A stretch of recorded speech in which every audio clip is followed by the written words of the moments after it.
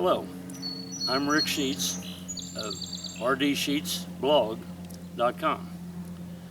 For the first story I want to tell you, I want to talk about Hoosiers, the first full feature film of the 7 films I've been in.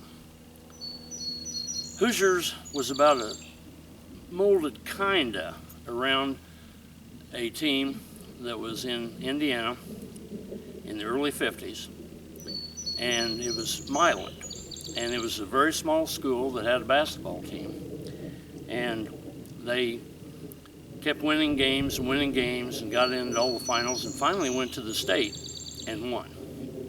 Now, I worked on it 10 days. First as an extra, and then I got promoted. So to start this out,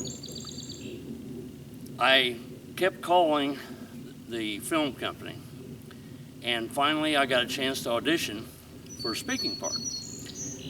The only part they had left was for Sam. He was the bus driver that drove the students around, the players for the team of the Hickory Huskers, and he drove the school bus.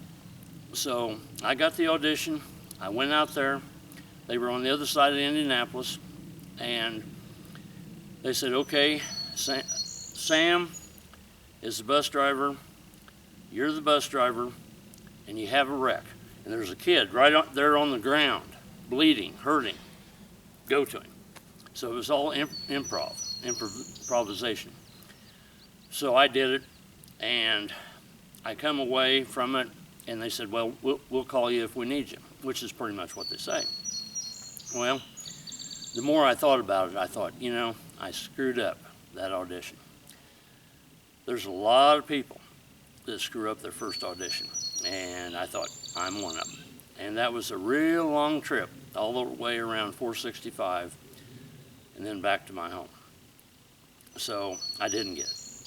And so I felt kind of bad, but I had all the production numbers to call them and stuff like that. So I thought, how can I separate myself from everybody else?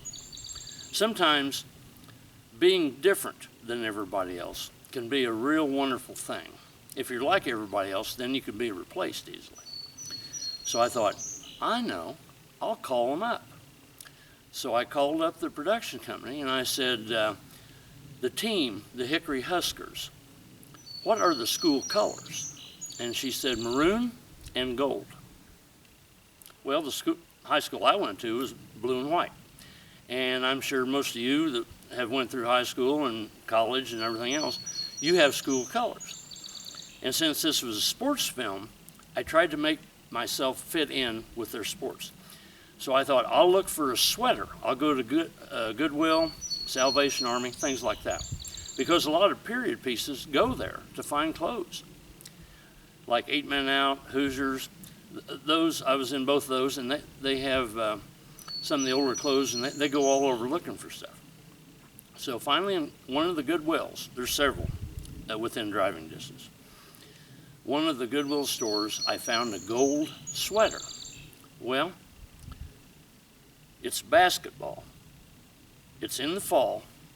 What would be better than a gold sweater? One of the colors of the school colors. So I bought that, and the first day of filming was just a big meeting of kind of like the townspeople and Coach Dale, Gene Hackman.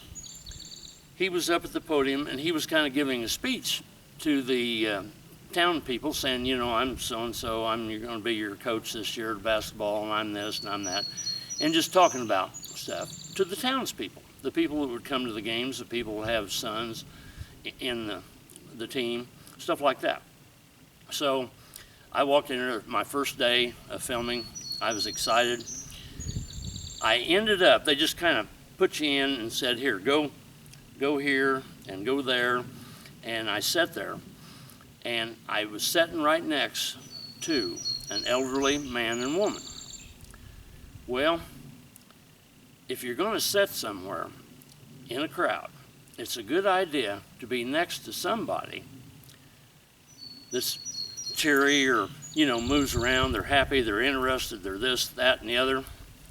And this elderly couple next to me, pretty much all they did all day was frown and talk about their rear hurting because they're sitting on this wooden bench. Well, that's kind of what a basketball game is. And so guess who didn't get very many close-ups out in the crowd? If you look through the crowd, I could see myself a couple times. But by and large, they would go in on people that acted interested, that acted like they were glad they were there, and things like that. You know, ones that would, you know, when he said certain things and stuff like this, emote, instead of just sit there and go. And then talk to his wife and say, honey, my butt hurts. This seat's hard. And, you know, and talk to each other and stuff like that. They're not going to get next to you and get any close-ups that way.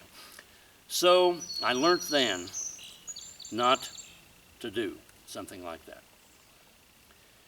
Okay, I'm going to leave now, and I'm going to come back and give you some more.